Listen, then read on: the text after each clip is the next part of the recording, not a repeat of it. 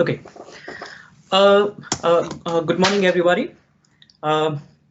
There's so much happening these days in sustainability front, especially after the COVID-19 pandemic explosion, forcing governments, corporates, as well as individuals like you and me to make a lot of changes in our routine, as well adopting to more stringent policies. This to the extent that even hardliners have started to believe in the SDG goals. Perhaps my aim today would be to kind of trigger the researcher within all of us. I intend to focus more on current research in sustainable finance. Of course, there is a plethora of literature in sustainability and ESG themes, and I don't intend to do some kind of literature review here. But what I will be doing is that I will briefly cover some interesting sustainable finance products. One very interesting empirical paper which recently published in Journal of Financial Economics, and discuss two of my own papers. Now my approach today is a little bit different because I thought maybe I could give some emphasis on how things shape up from an academic researcher point of view. I will try to keep things as simple as possible, as I already mentioned, given the fact that many of you come from non-research or non-finance background. Please feel free to interrupt me anywhere in between if you have any questions. So let us begin with the concept of conventional financing process. When we are usually talking about the conventional financing or the investment process, we can look at it from two major actors' point of view. The first actor is the users. Now, who are these people? They could be firms, they could be individual households, they could be government, or they could be the supranational organizations, and anybody who uses money. And what do they use this money for? They use it for a particular purpose. Say, to undertake certain projects, they might want to produce certain products or services, or they want to provide certain experiences to their customers. So it could be anything. When these users make investment decisions, basically what they do under the conventional financing process is to follow that what we call a conventional capital budgeting decision-making process, in which they look at what are the future cash flows that are going to occur from these users if they produce a particular product or they sell this product in the market. Then how much this product is going to generate in terms of sales value in the coming years. And then they discount it back to the present value to identify the total value of the cash flows that occur from these users. So based on that, a certain and also a certain hurdle rate of return on their investments, they identify which project or which product they have to invest in. This is basically the conventional investment decision process. You see here what is happening. The decision is purely based on a profit motive. The return on investment, how much is the return on the equity that they are going to generate, and what are the costs involved, and how they can keep their costs as low as possible. Then these users seek finance from the market. So here comes the next set of actors who I call the providers. Now, who are these people? They are the financial intermediaries or investors. They could be regular commercial banks. They could be investment bankers. They could be various private equity or venture capital funds, or could be as simple as normal investors like you and me. Who want to make investment in these companies and allow these companies to use the money to undertake their projects or to produce their products. But again, this also follows a conventional process of what we call as the cost of capital process or the financing decision process, where the users identify what kind of financing sources they require, whether they have to raise it in the form of an equity or they should go in for some kind of borrowings, or what would be the cost of availing such kind of financing. The providers will also have an optimal portfolio generation process, and they will have to decide whether they are going to make some kind of equity investment in these firms, or they are going to lend money to these firms. And if they do so, what is the return on their investment? So this is from the provider's point of view. So you see here everywhere at each step, the providers or the users, they take decisions purely based on a return on investment, purely based on these neoclassical theories of finance. And this entire model or the process, what we can term as the conventional financing process. So what is the problem here in this process? Both the users and providers take decisions based on their own private returns or cost. Like the prices that they set on their products, nor the operating expenses reflect any kind of cost of externalities. Now, this term is very important, the cost of externalities. Now, as individuals, activities may have some kind of indirect return or indirect cost to the society. We can term that as the cost of externality. So we have this simple definition given by Thomas, who says consumption, production, and investment decisions of individuals, households, and firms often affect people not directly involved in transactions. Sometimes these indirect effects are tiny, but when they are large, they can become problematic, what economists term as externalities. Now, there are positive externalities. Now, take, say, for example, the research and development activities, for instance. They are widely considered to be having positive effects because beyond those enjoyed by the companies or corporations which fund these activities.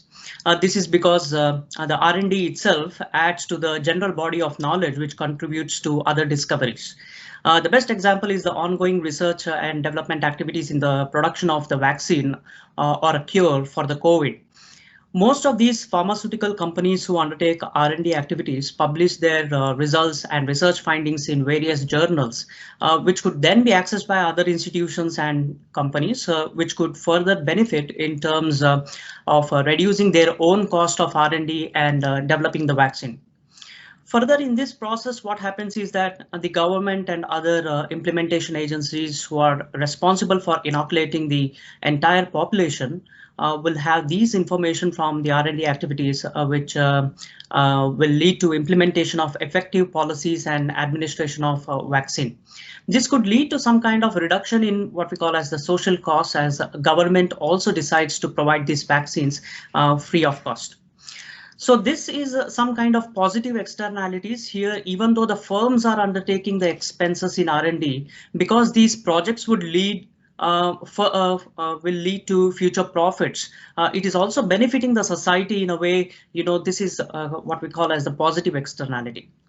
But on the other hand, we can also have the negative externalities. This is really worrisome. For example, a polluter who makes decisions based on direct costs and profit opportunities from production and who does not consider harm from the pollution that causes to the biodiversity and the society is generating negative externalities. For the actions of this firm is actually kind of imposing additional cost to the society in the form of increasing social costs, which could be poor quality of air that we breathe, and increased cases of bronchial diseases, increases in local temperature, as well as adding to the problems of climate change. So when the users, the providers start focusing on their own private returns, what happens is it leads to overproduction, and this could have an impact on the overall increase in the social cost. Now, this is where the conflict begins. Now, the actors are focusing on their own profit-making motive, and they are not really bothered about the negative externalities that they cause due to their activities. And when these negative externalities start increasing and go beyond the private benefits, that is when they come under pressure from the external stakeholders. So there is this never-ending argument, two competing theories of shareholder versus stakeholder theory. So we have these where the philosophies of these two theories are completely different. Now, depending on the philosophy of the actors themselves, as to whether they come from the shareholder school of thought or the stakeholders, their action can lead to increase or decrease in these externalities. And by the way, when I talk about externalities, it is normally the negative externalities here. What happens when these actors' objectives align? So let us assume that the shareholders and the stakeholders theory, somehow try to find a way to bridge the differences in their philosophy, and that users are able to implement financing strategies or investment strategies, which could take elements both from stakeholder and shareholder theories. Then what happens is very exciting. It creates value for all stakeholders. And that means because shareholders are also major stakeholders, it will not just benefit them, but also other stakeholders in like the customers, the employees, the vendors, the society, environment, etc. What happens if these external costs are not internalized? Now, looking from the users and providers point of view, if you are having a shareholder theory philosophy, then they follow the conventional risk return financing investment decisions. As the users may be forced, the users may be forced by the external forces like investors, regulators, and other stakeholders to internalize the use of external costs in their own decision-making process. These externalities pose fundamental economic policy problems when individual households and firms do not internalize the indirect costs or benefits from the economic transactions. And in such cases, government intervention is often required to ensure that benefits and costs are fully internalized.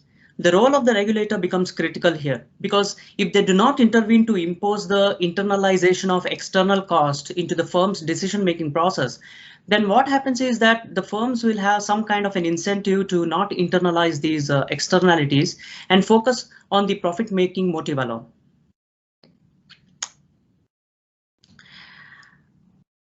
Now the question then arises, did these actors really forget to internalize these external costs? Now, Baker argues ESG investment phenomenon cannot be reconciled with neoclassical investment theory, which proposes that investors care only about risk and return attributes of an investment. This looks more in favor of the shareholder theory. So then the question is again, whether this is the end of the journey. I would say no, because we do have empirical evidence to support stakeholders' views. This means that the process of internalization of the externalities have already started long back, but this has actually accelerated in the recent decade, more so after the Paris Climate Conference in 2015 and the presently ongoing pandemic crisis. Now coming to sustainable finance itself, let us look at what is sustainable finance. Now, if you look at the dictionary meaning, the basic English dictionary meaning of sustainability or sustainable, then it actually means the ability to maintain or avoidance of a depletion or that which can endure. Anything that we want to keep sustainable should not cease quickly. It should remain for a long duration of time. That is what we call as sustainability. So when we club the term finance with sustainability, it also means that you undertake a financing activity in such a way that those activities can endure, they can last for a long time. The various organizations and institutions have actually defined sustainable finance in their own way. All these definitions talk about sustainable finance will generally refer to the process of taking into account the environmental, social, and governance considerations, which may, while making the investment decisions in financing the financial sectors. Which could lead to long-term investments into sustainable economic activities and projects. The focus here is on three important aspects. Whenever a financial institution makes a decision to finance a specific project or develop a product or facilitate the company in process of giving them loans, then they have to consider the environmental effects that the projects may have, the social effects that it can have, and also the governance within the organization. If you look at this slide quickly, then the environmental considerations include things like climate change mitigation and adaptation, preservation of biodiversity, reduction of pollution. Then social considerations include issues of inequality, then labor relations, then the human rights, and the diversity inclusion. And the governance aspects looks at the management structures, employee-employer relationships, then the remuneration aspects, etc. Now let us come back to what we saw in the first slide and see how the conventional financing process has transformed into the process of sustainable finance. What we see here is that we tweak the conventional financing process a little bit, where we see the earlier black arrows are now replaced with the green arrows representing the ESG factors that are taken into consideration while making decisions. So the providers will have to undertake a optimum sustainable ESG portfolio decision. The users will have to undertake sustainable financing decisions and sustainable investment decisions in order to generate the products or undertake the projects and provide services and experiences which are also sustainable. You see here there is an additional arrow that I have put between the use and the providers, because now it becomes the responsibility even for the providers to look at what is the ends and means of their investment. That is, what is the end product that to which they are going to finance, and whether those products are sustainable or not. Now this becomes very important because they also require this ESG feedback and not just the profitability feedback for them to take decisions. So then to summarize, we have the actual use, which should be sustainable. Then we have the users, then we have the providers, but all these three should be within the purview of the ESG factors. And if the external costs are not internalized, then we have the regulators who come in with their own rules and policies and taxation policies so that they can force these users and providers to engage in sustainable practices. And these regulators themselves and the entire system will come within the overall ambit of other stakeholders, which can be the whole society or the biodiversity, the environment, and things like that. Any questions till now?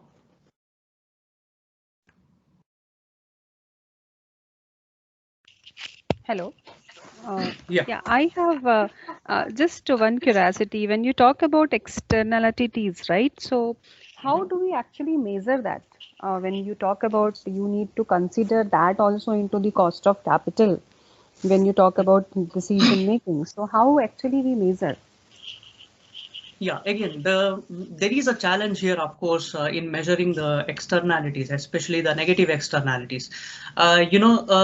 Because first thing that we need to define is what are all the different types of externalities. Say, when we talk about externalities for a firm which is going to, use the fossil fuels and it is polluting in the nearby environment.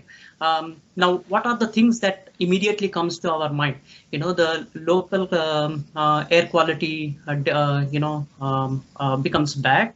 So how do you measure this? One of the way of measuring is maybe the total concentration of carbon dioxide and other poisonous gases in the atmosphere. Yeah, this could be one way of measuring. But then if once you measure it, what is the price tag you are going to, put on that? How much should be the price or compensation for, polluting, say, for example, 1 cubic meter of carbon dioxide pollution that you emit, then how much is the price tag? Uh, and why this becomes important is now this is going to affect the quality of air you breathe. So then that means it impacts your health. The people who are living in the vicinity of that particular factory, then how do you measure that? Should you wait for these people to get admitted in the hospital and then the hospital generates the bill and then you come out with this? Or should you look at what is the depletion in the quality of life that they are living? Then how do you measure that? So these are all various challenges, and this is where all the academicians and the organizations and researchers try to put in their thoughts and try to come out with different ways of measuring. But as you will see now, when I talk about carbon finance, there have been some methods that the organizations and the governments and regulators have been using to somehow try to put some cost or put some measure for these externalities. But of course, I completely agree with you that it becomes a big challenge. And there are so many other things. Why are we just talking about human beings? This could also I too for remember, because I come from Bangalore, and in Bangalore during my childhood days there used to be so many sparrows in Bangalore, and then once these mobile towers started propping up everywhere, these high frequency of these towers, actually it's not good for these small birds. And Yeah. these days you really cannot find even a single sparrow in the the city vicinity. Now this is also a cost, right? So why are we just measuring the cost to the human? But it can also be a cost that is being imposed on the biodiversity. So there are so many other stakeholders which we never think about. So whenever we talk about ESG, it is always about human beings, equality to human beings and rights of the human beings and things like that. But it is not just the human beings, right? Because the planet Earth belongs to so many other species as well. Hmm. So this is where one of the SDGs of the water comes into play, where the ocean and the ocean pollution and the ocean biodiversity, all these things are also considered. Yeah. Yeah. Thank you. Yeah. Any other question? Yeah, I wanted to ask one question. Yeah. Sir, if you would give some examples of companies who are actually practicing this sustainable finance, Yeah. like Yeah. Now when I'm how talking about they are, yeah, yeah, when I'm talking about the products, I will give some examples. okay, fine. Thank you. Okay. Yeah. Okay, I think then we can move to the next slide. We can continue now. Now, as you see, this is about the product, services, and solutions. So within the sustainable finance, we discussed till now, how this conventional financing process has transformed into, excuse me, the sustainable financing process. But as one of you asked the question, whether companies are really using this, whether it is really happening. So this is where we see, the actual products and services that are being offered in the market. When there is when there are the products are being offered because there is a market, or sometimes it could be the other way around. Because there is a product, it could create a market. So it is always possible that both ways could happen. Now ESG investments have experienced a phenomenal growth in the last decade, and this trend is unlikely to abate in the coming years. So, survey evidence show that millennials who will experience a significant intergenerational transfer of wealth in the future demonstrate strong demand for ESG products. What is important is that an investment's ESG attributes allow how investors perceive its outcomes. This is what I told earlier. It's not just the profits, but the means and ends of such profit. If you do a simple Google search, then you will realize that there are thousands and thousands of products and solutions which are offered by financial institutions, and you will be just overwhelmed with the kind of solutions that they are providing. In certain cases, they are tailor-made for a specific purpose. Most of these products and solutions are based on exogenous interventions, where the financial institutions are trying to provide solutions within the framework of the ESG regulation and guidelines. So let us explore some of them. Yeah. So first thing is, first we have the green loans. Here you can see what here we have the green mortgage, then the commercial building loans, home equity loans, auto and fleet loans. All these are retail products which are solutions provided by retail and commercial banks.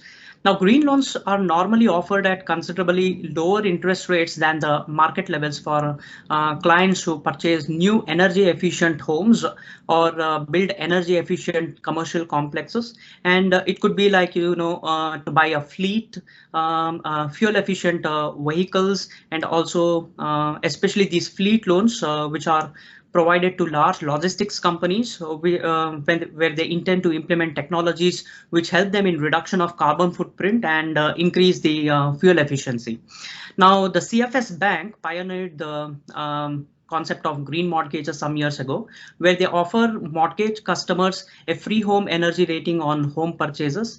And every year, as the customer holds a mortgage, the bank pays climate care to offset 1/5 of the household's carbon dioxide emission. Again, these loans can be designed in a way to attract customers to build more sustainable buildings. So what these financial firms do is they link these loans to the sustainability goals, and they call them as sustainability linked loans.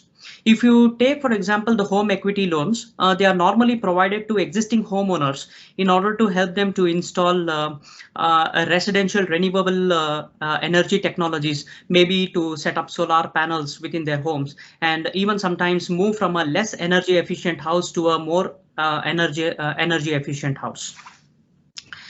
Next in this line, we have the green deposit schemes.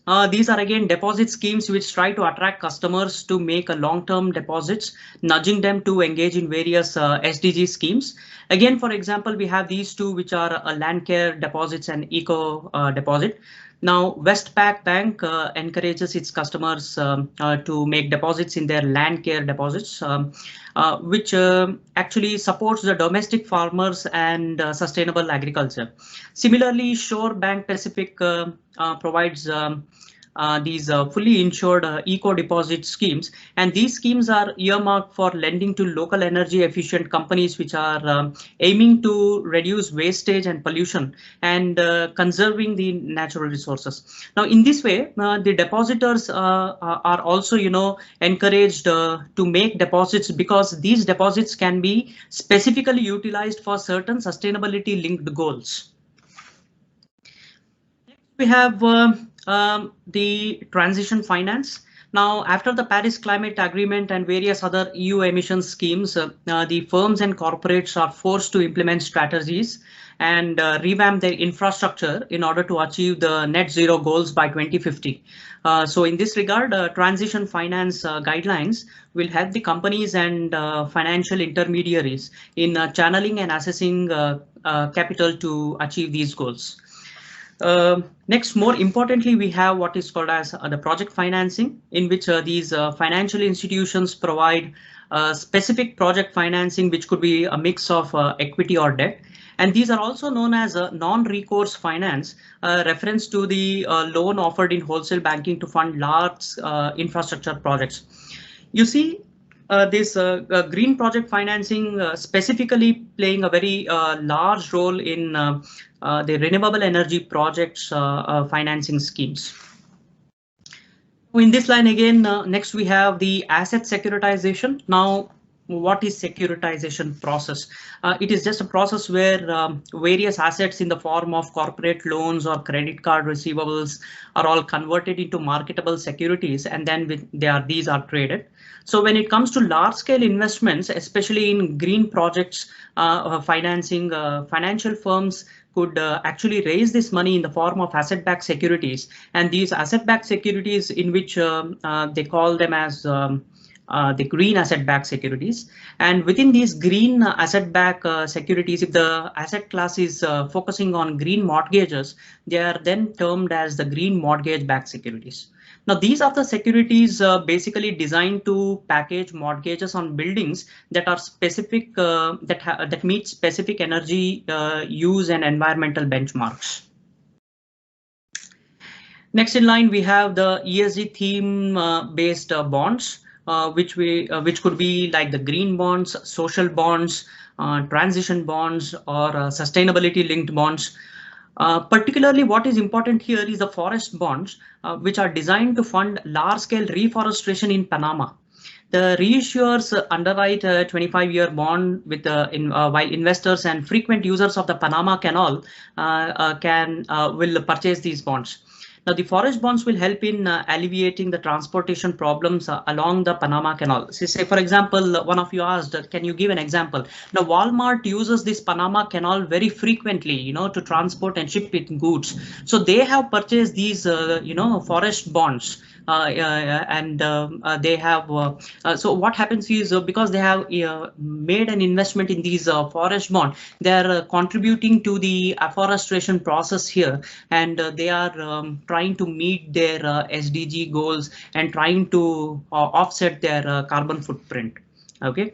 The reforestation of the canals watershed here will aim to improve water flow management by trapping the sediments and nutrients along the bank. Now, this particular project is called Beyond Timber. So you can do a Google search on this, the Beyond Timber project. It's quite an exhaustive project, and there's so many companies trying to participate in it. And there are other organizations in Brazil, which is also trying to bring out these kind of bonds, keeping the Amazon forests as their security, the asset under the particular security. Now, the other kind of bond you can see here is the CAT bonds. So now the CAT bonds are something like packaging the natural catastrophic risks. Now, these are normally issued by insurance companies who finances these kind of catastrophic risks, and they have the option to securitize these risks as well. That means once these bonds are securitized, they can be traded in the market, and they can actually disperse the risk among all the investors, reducing the risk on their own portfolio and balance sheets. Now, we have very interesting something very interesting here, which is the carbon trading or carbon finance. This is a little bit controversial area these days because especially given a large scale of evidence showing that carbon trading and carbon financing have not really been able to achieve what it was supposed to achieve. Nevertheless, financial products and services relating to carbon market are largely specific to European context. This regional divergence is mainly due to the startup of EU emissions trading scheme, which we also know as EU ETS, as a scheme which brings under its umbrella almost more than 12,000 European industrial sites. Now, what happened was in 2005, the European carbon emissions trading scheme was launched by the EU, and then the EU decided the emissions cap per year to achieve certain desired emission rate. Now, these caps were then divided and distributed among the industries, and they are called as tradable allowances, or in short form, we call them as TAs. Now, each tradable allowance or each TA is equivalent to 1 ton of carbon dioxide emission. Now, all these industries and plants, they must then balance their emissions with the tradable allowance that they have for each period. And depending on the rate of emissions, the firms can have either excess or deficit trade allowance with them. So technically speaking, is that if you have 1 TA, you cannot emit more than 1 ton of carbon dioxide. And if you do so, then you are given a period of 4 months within which you will have to do a compensation kind of a thing, either purchase these additional trade allowances from the market, or you will land up paying hefty fines. So this opens up some kind of a market, because there are so many companies which will introduce sustainable strategies and processes, and then they will start emitting less and less carbon dioxide. And then they will have more excess tradable allowance with them. So what will they do with this excess tradable allowance? They will start trading it in these, carbon market. And all these big companies which do not have, which do not implement these sustainable strategies and who continue to pollute will purchase these additional trade allowances, and then will be able to offset their excess emission. The carbon finance centers on the provisions of providing equity loans to acquire these carbon credits from clean energy mechanisms. So most banks often acquire these carbon credits in order to sell to their corporate clients for them to comply with the regulations, or sometimes to supply it to their trading desks so that they could trade and make some profit on that. Next, we have the asset management companies, which provide solutions in the form of mutual funds, ETFs, and other kinds of index-based funds, which are directly linked to some kind of sustainability themes. As Dr. Satish also showed in his presentation, that ESG-based index have been outperforming the regular market index. So this provides an additional avenue for investors to invest in ESG themes through professionally managed portfolio products. Next, we have the weather derivatives. Now, these are the range of derivative products that have been created to help companies whose activities are highly dependent on weather-related conditions, to cope with the variability in their revenues and used to reduce risk related to the adverse and unprecedented weather conditions. Now, in this regard, with the weather derivatives, there is a recent development, specifically that of the trading of water. This sounds a little bit uh, uh, um, immoral or something like that, but this is the reality here. So the CME group introduced this world's first futures contract for water, and the prices of the contract of water are tied to the California Water Index. Basically, the aim is to track the spot prices of water in the state, because we know California has been facing drought-like conditions more frequently than ever, and this contract is based on the water rights and entitlements to divert the water from the natural resources. Now, this is a detail of the contract itself. If you look at the contract, which is NQH20 futures contract, you will see that 1 unit of the contract is 10 acre-feet into the index value, and then one price and the price quotation is US dollars per acre-foot. So we are looking at cubic feet of water basically here. What is much more interesting is the settlement method. When the contract expires, you settle it actually financially and not through physical delivery of water. But this makes it very interesting. It opens up the water trading for speculative purposes.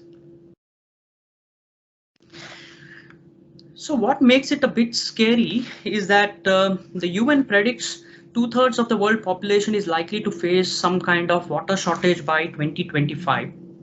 And then we have the World Resource Institute, which provides us a detailed statistics on the water stress levels by the country or country-wise. And here in this diagram, we can see by 2040, almost all the countries, have some kind of severe water crisis. I mean, when water is traded as a commodity and traded, perhaps it provides insurance against risk for certain beneficiaries, but it also has some kind of profit motive behind it. So as I already told you, there is a big moral dilemma here. The question is, should this be allowed? What is next? Or are we going to trade the air we breathe? You see, even though these products, the sustainable products and services are kind of good, and it gives the investors an opportunity to participate in the sustainability process.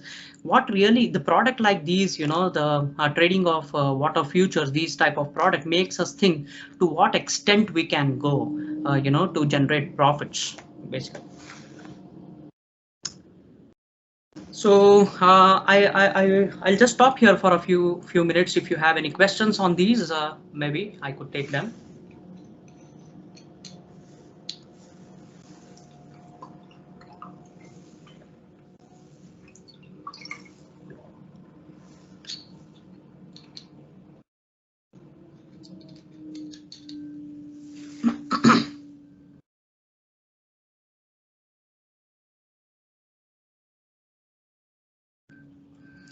Okay, then maybe someone is there. Hello, good afternoon, sir. Yeah. May I ask? Sir, I wanted to know something about the green loans part. Mm-hmm. So in the green loans, you mentioned home equity loans are also provided. Mm-hmm. So I wanted to know, sir, which banks in India are providing these kind of loans, and are these being provided to like complexes, housing complexes as a whole, or can individual houses also avail these loans? I know there are some schemes in the solar panel implementation, but I'm really not very well versed with the Indian scenario. But what I know is Indian market is still lagging behind in these sustainability products. They are more focused on these equity schemes and mutual funds and things like that. Right. But I know under the one of the government schemes, you will be able to purchase these solar panels at a lower rate rather than loans, at subsidized and discounted rates. Yeah. Correct. Most of these products, what I talk about, are very much prevalent in the European and the American context. Most of the emerging economies are yet to catch up with most of these products, but these will come in the future, because now post 2015 things have started accelerating, and Correct. most of these banks in India and most of the financial institutions in India usually follow suit what their American or the European counterparts do. Yeah. Right. So to add on your Sandeep, Yes. SBI Jugal, SBI is the Yes. one bank who has initiated this idea. They give Oh, complete, the product name itself is green loan. So SBI started right. that anybody who want to construct a eco-friendly home, with the material which is typically sustainable, related to sustainable, they have labeled a product called green home loan. So one can apply and get that type of loan in terms of individual market. But as far as institutional market, there are a lot of conglomerations which are happening, and they are giving a lot of such type of loans. Okay. Yeah. All right. Thank you so much. Thank you. Yeah. I have a Thank you. doubt. Yeah. Am I audible? Yes. Yes. Okay. Just drawing your attention to the one of the products that you spoke about, sustainability, ESG theme funds and ETFs. So a lot of mutual funds in India and abroad also work on the concept of negative screening. So they are not essentially focused on ESG, but they will screen out stocks which do not fit in their value framework. To give a simple Yeah. example, there are certain faith-based funds like Sharia or certain funds which work on Catholic principles and all. So do they also come under the wide ambit of sustainable finance or no? Yeah, this is where is the gray area, where these large financial institutions try to squeeze in new products. Of course, when you're talking about religious sentiments and other things, they try to fit this under the the ESG S factor of the social factor. Because if the societal welfare and the societal well-being and the emotional well-being, they one of the things that is important, not just the education and other things, but it is also the faith and the belief systems that they carry. So people specifically who want to make investment based on their faith, then they look for such products, especially this Islamic finance. If you know about the Islamic finance and Islamic banking, the what you talked about, or the Sharia law and other things, these fundamentally focus on bringing in the faith-based investment that they undertake, and that is how they create these solutions. Now, one of the research paper now I will be discussing is going to focus on this aspect of portfolio building, because these ESG funds, as you told, they don't really look at firms which might be positively engaging in sustainability process itself, but then it throws up a wide ambit of inclusion of different firms, which could be brought under different categories of ESG, because the ESG, assume you are focusing on the last factor G, which is the governance factor. That means you can include any top company which is governed well. Yeah, which may still be polluting, which may still be not making any contributions in the society in the form of CSR activities, but which is really governed well, which has a very good board, diversity, which is having equal opportunities for men and women within the organization, and which is really very transparent in disclosing the information. So it's a well-governed country. So should we include these companies? So this is a big question, So this is where the certainty is lacking, because everybody tries to define ESG in their own way. And when we talk about sustainability, you can just include anything under the universe by linking it to one of the E or S or G, factors. Okay, okay, got it. So that is still a gray area as far as Yeah, it is a sustainable. gray area. Now, the first research which I will discuss now will touch upon this portfolio building. This is where there is a lot of scope for undertaking good research so that we can define these areas much more clearly. People have not been focusing on these till date because sustainability is picking up pace only recently, even though it has been there, but it is picking up pace now. And now, because of these external regulations and regulatory bodies, and even the professional bodies like the accounting firms and accounting bodies and the CFA, all trying to incorporate the sustainability theme within their scope. Over a period of time, all these will be slowly structured, and things will become better. But we are still at the beginning of this, and in the future we will definitely see all these gray areas being eliminated slowly, but eventually it will happen. Okay, okay, got it. Thank you so much. Yeah. Okay, let us then continue with the next next about the research.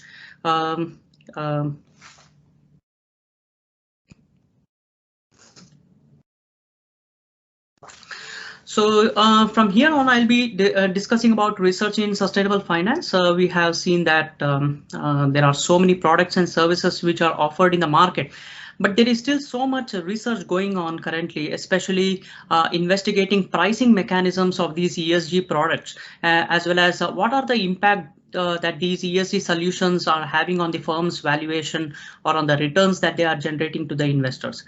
Specifically, if you look into the portfolio management area, where the normal understanding of the Markowitz-Sharpe portfolio theory of developing an efficient frontier and identifying a portfolio with the best possible Sharpe ratio is now being re-looked into.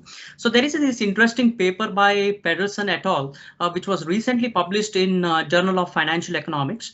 The authors propose a theory in which the stock's ESG scores play two roles. One is providing information about the firm's fundamentals, and the second one is how it affects the investors' preferences or choices. So what they do is they redefine the solution to the investor's portfolio problem, characterized by an ESG efficient frontier, showing the highest attainable Sharpe ratio for each ESG level. So Sharpe ratio is for people who are from a non-finance background, Sharpe ratio is the proportion of expected risk-free returns generated for each unit of risk assumed. This particular theory that they propose is a little bit different from the Markowitz-Sharpe model, because in Sharpe's model, the two dimensions were risk and return. But in this model, we have a third dimension, which is the ESG score. And when an investor is making a portfolio choice, he tries to identify a portfolio which is optimal on all these three fronts, reducing the risk, but increasing the returns within the ambit of a good ESG score. So the equilibrium asset prices are determined by the ESG adjusted CAPM, showing as to when the ESG raises or lowers the required return. Now, in the conventional theory, we have investor classifications based on how risk averse they are. Here, for this purpose, the authors identify three types of investors. We have the type U, type A, and the type M investors, where the type U are the ESG unaware investors. So these people simply try to maximize their unconditional mean variance utility. Type A are aware of the ESG scores and have a mean variance preference, but they use assets ESG score to update their views on risk and expected returns. But the type M investors are those who are called as the ESG motivated investors. They are the ESG, they use this ESG information and also have high preference for ESG scores. Now, these M investors seek portfolios which are optimal trade-off between high returns, low risk and high average ESG scores. Now you can see the paper, you can find the paper in this link, or you can also find it on Journal of Financial Economics portal, web portal as well. Now here in this figure, first you can see the relationship between the ESG score and the Sharpe ratio through the ESG SR frontier curve. Now, this is a useful way to illustrate the opportunity set where people care about risk, return and ESG. We have a tangency portfolio here, which ignores the ESG score and is kind of suboptimal. So this may have a very high Sharpe ratio, but does not consider the ESG score at all. So these are the type U kind of investors who make their investment in these portfolios. Then we have the tangency portfolio using the ESG score on the ESG curve, and they will have higher Sharpe ratio for a given ESG score. And then we have a set of portfolios which lie to the right of the ESG frontier curve. Now here is where the type M investors are making their investments, because they are much more motivated towards making ESG investments and with the higher ESG scores, and they're not really worried to sacrifice a little bit of, the Sharpe ratio, or which is nothing but the returns generated for every unit of risk that they are going to take. So looking at this from the conventional portfolio model, if you see the expected return and standard deviation on the axis, then we have what is called as the mean variance frontiers, which provide a set of portfolios which could be formed at a different expected risk and return combination. And then we have the tangency portfolio of all the assets at the under the CAPM. Now the ESG frontier is hump. I don't know whether you can see the mouse that I am hovering here. The ESG on the first figure, the star marks which you can see, you see that the entire curve is like a hump. Yeah. Now this ESG frontier is like a hump shape because restricting the portfolios to have any kind of ESG scores other than the tangency portfolio must lower the maximum Sharpe ratio. So you can see. So the portfolios which lie on the ESG frontier usually have higher ESG scores but lower Sharpe ratio.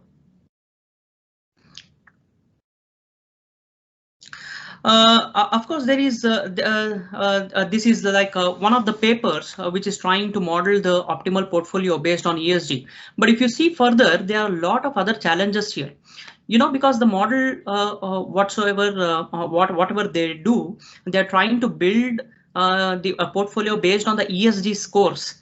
And these ESG scores are highly endogenous and they may have other issues when using the in a portfolio development, like the ESG scores, which kind of an ESG score has to be used and what should be included in the construction of these ESG scores, and several other issues like this. But this particular paper gives us some kind of an avenue to look into these aspects, and it opens up a wide gap in research, especially in the ESG related asset pricing, which could be explored. Okay, now we will move on to two papers which I have co-authored with my other authors.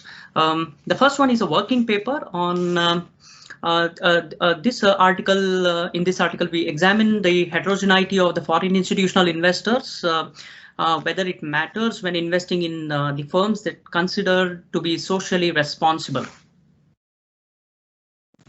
Now, in the aftermath of the 2008 financial crisis, engagement in ESG associated metrics have become an important dimension in assessment of firms' financial and sustainable finance performance for analysts and investors. As such, professional asset managers are increasingly integrating the firm's corporate social responsibility pursuits in their investment allocation decisions. Analysts are also progressively demanding that the firms disclose more information associated with their CSR activities. Now, to meet the increasing demand of the external investors, regulatory bodies around the world are mandating the disclosure and reporting of the firm's CSR activities. In this study, what we do is we examine how, and more importantly, what type of foreign institutional investors react when investee firms are mandated to not only disclose their CSR activities, but also legally obliged to spend a minimum threshold of their income on the CSR projects. So we use the Indian context here of the Section 135 regulatory setup. So I am sure you have been introduced to this particular regulatory framework by several speakers earlier, and I will not go into too much of details of this, but try to just quickly outline this particular section. So now this CSR section 135 is applicable to certain firms only with satisfy certain thresholds. Now the thresholds are the firm should have a net worth of 5 billion or more, or sales of 10 billion or more, and or a net profit of 50 million or more. And then they have various key provisions. Now the first few provisions are related to the G element of the external regulatory imposition. Now we started in the beginning that if the externalities are not internalized, then the external bodies like regulatory bodies will force these firms to internalize the cost of externalities, right? Now, how do they force these bodies to internalize the cost of externalities is they bring in these kind of regulations like the section 135. Now, in the section 135, then they bring in different provisions focusing on different aspects of the sustainability. In the ESG factor, we see the governance factor here, the imposition of governance factor within this particular section. So where they will have to set up a CSR committee with the 3 directors, and one of which should be independent, and then they have to disclose information about this committee, and they have to recommend what kind of activities need to be carried out, and the board should approve and make this information public. That is, transparency of information should be there. So this is the G element of regulatory externality imposition. And then we have one of the other key measures, which is the board should ensure that the firm spends at least 2% of its previous 3 years profits on the CSR activities. And And this externality imposition is on the E and S elements of the ESG factors, which is because the CSR activities include various activities related to environment and social causes. Now we have basically 3 research questions here. So do the firms that comply with the CSR mandate attract more foreign institutional ownership? And if it attracts, then what kind of heterogeneity exists here? So if these foreign institutional owners, institutions are coming from different legal origins, then do they react differently to these CSR regulated, regulatory mandated firms? Or if the type of the investors based on their investment styles and objectives can have differential investment strategies following the regulation. Now let us look into the legal origin. When we talk about the legal origin, what exactly are we talking about over here? Now, broadly, we can classify the legal origin into 2 groups. One is the civil law origin and the common law origin countries. Now, for more on these, you can refer to Laporta et al. 1998 and also 2008. These papers give very good, information on the legal origin of and what it is and what kind of imposition these origin bring on the behavioral aspects of the investors and the firms. Now, the civil law origin countries, particularly the Scandinavian civil law origin countries, are engaged in high levels of CSR activities, and they follow stricter rules and regulations related to societal and environmental protection, and much more towards the consumer protection laws and product market guidelines and things like that when compared to the common law countries. So you can see the civil law again, we have different types of civil law. We have the French civil law, the German civil law, the Scandinavian civil law, and many others like that. And we have the different countries which fall under these different categories. So what we do in this particular project is we identify the foreign institutional investors who are coming into India, and then we go back and see from which legal origin they come from. If they are coming from Australia, that means they belong to the common law. And if they are coming from Japan, then they are belonging to the civil law and so on. So we identify for every foreign investor who is making an investment in the Indian company, what is their legal origin. This is the one set of data that we use. The next set of data that we use is the type classification. Now again, depending on the investor's objectives of making the investments and his term preferences, we can classify them into independent investors and grey investors, long-term investors or the short-term investors. Now we can see this classification in DIAC 2018, and we take this classification from the Capital IQ database, so who clearly gives this classification whether they are falling under these, whether they are pension funds or whether they are real estate investment funds or whether they are endowment funds, and based on that we then reclassify them as the independent investors or grey investors, long-term or short-term investors. Next, we develop some hypotheses. The first one is the firms that comply with the CSR mandate attract more foreign institutional investors. Now, why is that so? When a firm undertakes a CSR activity, it can lead to improving the information environment, bringing in more transparency, reducing the cost of capital and the cost of transactions. And then it can also lead to building up of social capital, because of this social capital built up, it can lead to improved stock market liquidity and provide insurance against various risks, and there is product market differentiation, and all these things should lead to an increase in the foreign institutional investors inflow. Similarly, we have the second hypothesis where we bring in this legal origin aspect here, and when we hypothesize that the FIIs from the compared to the FIIs coming from the common law, the civil law countries choose to invest more in the firms which comply with the CSR mandate. Again, why is this so? The common law countries, they prioritize on the investor protection and the private market outcomes and the philosophy. We discussed about the shareholder and the stakeholder philosophy. The common law country FIIs, the philosophy orientation is more towards the shareholder philosophy, and therefore because of this shareholder philosophy, they focus more on return on investments and things like that, and this is likely to cause them to invest less in these CSR related firms. But if you look at the civil law country, then they have a stronger philosophy in the form of the stakeholder philosophy, and they come from the legal origin which imposes stricter rules and regulations related to the societal and environmental protection and labor protection and things like that. And that is why we expect the foreign institutional investors who are coming from the civil law origin to invest more in the CSR firms.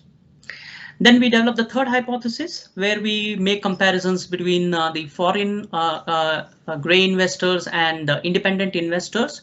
Now, the independent investors are most likely to be active monitors.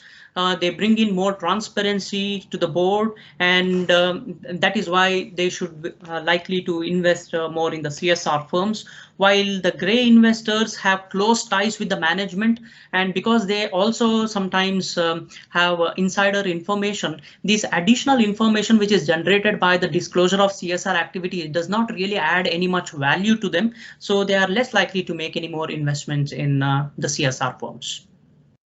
And finally, the fourth hypothesis, we compare the short-term versus the long-term investors. And as the investment strategy itself goes, the long-term investors look at long-term payoffs. They consistently monitor, and because they are doing this long-term monitoring, their cost of long-term monitoring is also reduced, and that is why they are looking at firms which are building up social capital in the long term, and that is why they are willing to invest more in. They should be willing to invest more in the CSR firms, while the short-term FIIs are mostly focused on the short-term profit making, and superior information due to trading which is generated is being used by them, and these additional information through the CSR disclosure does not add much value. That is why they are likely to invest less in these CSR firms. Now, how do we go about carrying out this investigation? We use the data of the FII from the S&P Capital IQ, CSR expenditure data we collected from various sources, including the Business Responsibility Report, the MCA website, and the CSR portal maintained by the Government of India. And we also get this information on the CMI Prowess database, and we use the CMI Prowess database for various firm level variables. And we use for the identification strategy what is called as a quasi-natural experiment, which is the difference in differences method. Now, in the difference in differences method, we identify a specific exogenous event. Now, in our case, the exogenous event is the section 135 as an external shock, which has been imposed on certain set of firms and not on the other set of firms. So those companies which need to comply, they are categorized as treated firms. Then what we do is we see what is the difference between the foreign institutional investor ownership before this particular act came into enforcement and after the act was enforced. And then we also compare this with the firms which don't need to comply, which we call them as the control group firms, and we see the differences in the ownership before and after this section 135 implementation. Once we take the differences of the treated group and the control group before and after the implementation of the strategy, we again take additional difference between the two, which we call as difference in differences. Now, we use this particular technique, but we don't implement it on the entire sample because there are so many firms which are completely different from each other. Whenever we are using a quasi-natural experiment, randomization becomes very important, and the two groups, that is the treated and the control groups that we are going to compare, should be highly comparable. They should not be very different from each other. So what we do is we use another technique which is called as a propensity score matching.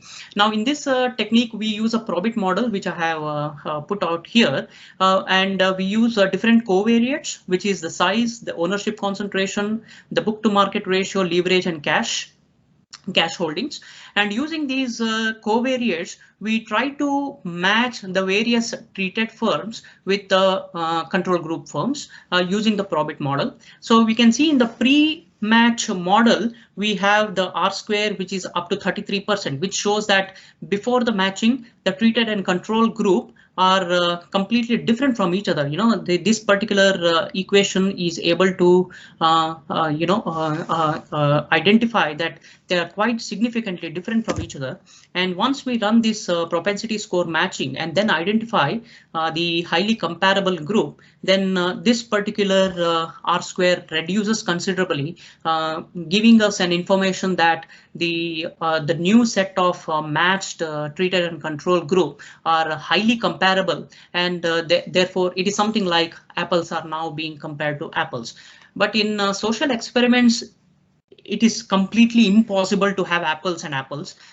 We get it. But what we try to do is we try not to compare apples with watermelons. We try to compare apples with something like apples. So that is what we try to do here in the propensity score matching.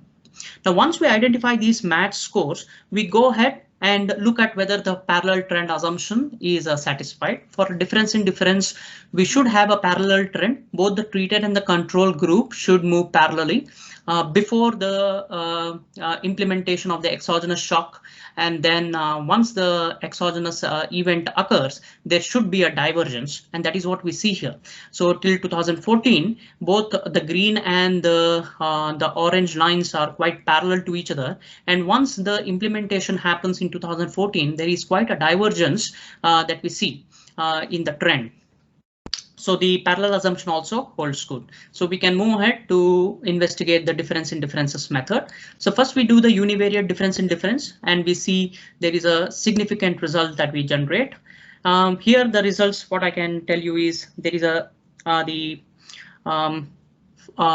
the treated firms which are firms which are need to comply with the CSR mandate are able to attract more foreign institutional investors post the 2014 implementation, more significantly when compared to that of the control group firms. And the difference here is almost 33% times more. What we do further is expand this univariate into multivariate regressions, and we use the multivariate regression of interaction between the treated and the post, which is a dummy variable for the post period of implementation. And then we still see that for the shorter time period and the longer time period, and as well as for the change in the foreign institutional ownership, the results are quite different, significant and positive. So our hypothesis 1 holds. We move on to testing the hypothesis further by interacting the DID coefficient with another term, which is the actual expenditure of CSR. We get the information from the CSR database, the actual amount of CSR that the firm spends. It can so happen that some of these treated firms which are required to comply with the regulation may not actually spend the money, but they may go ahead and they may explain why they were not able to spend the money. Or there could be some instances where the control group firms which are not required to spend money go ahead and spend money because they want to spend money on the CSR activity.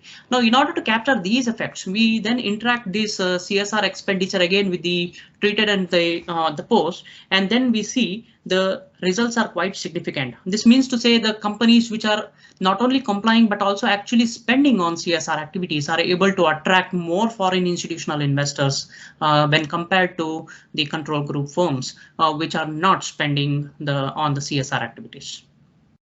Then we test for the legal origin, which is the second hypothesis, and here we take the foreign institutional level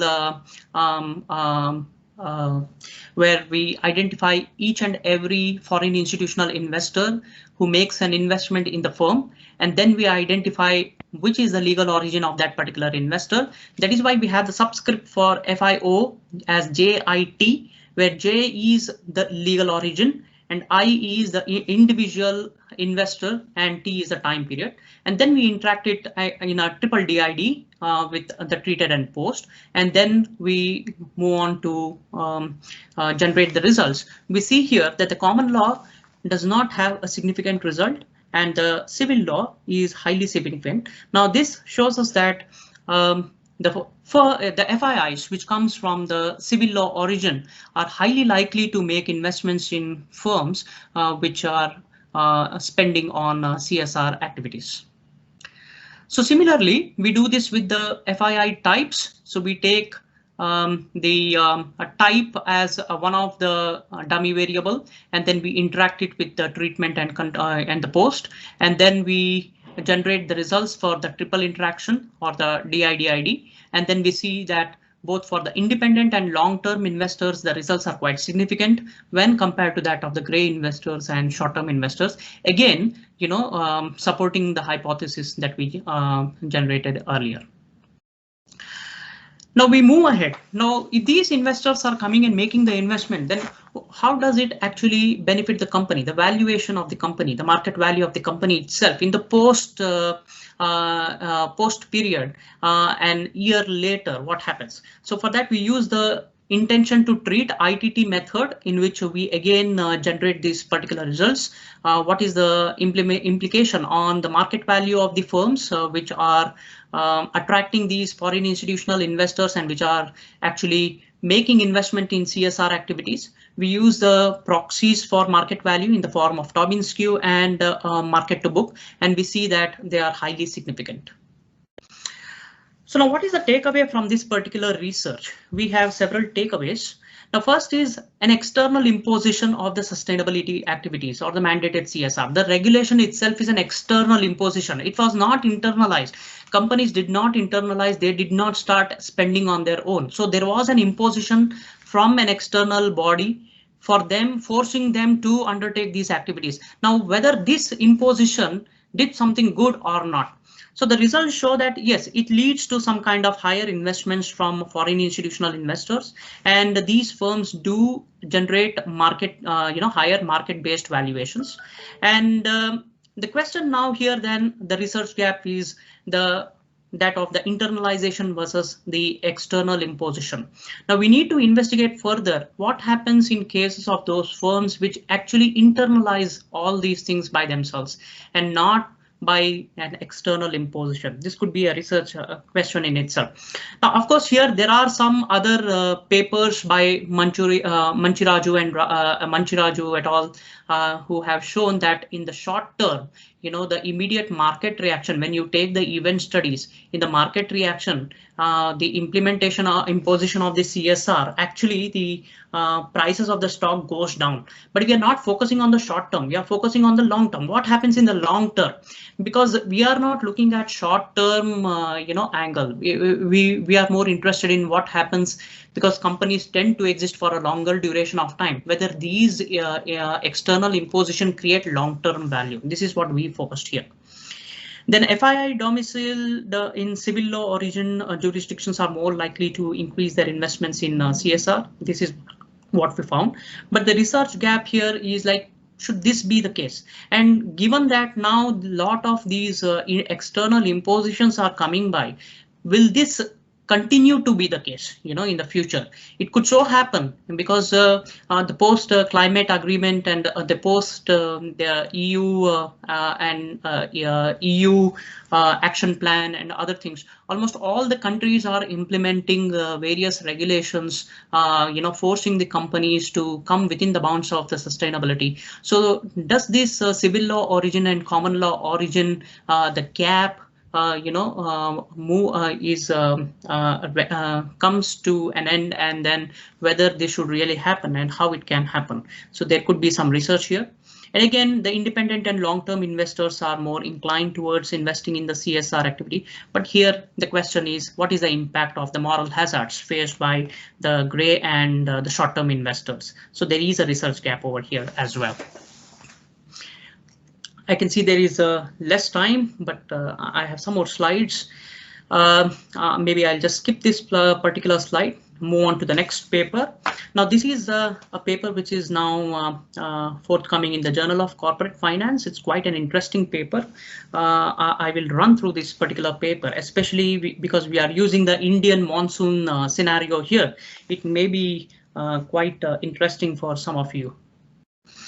Now, as we know, the climate change leads to increase in atmospheric temperature, and we have the Clausius-Clapeyron relation, which states that higher the temperature, extreme should be the rainfall patterns, because every 1 degree Celsius rise in the ocean surface temperature results in 21% more storms.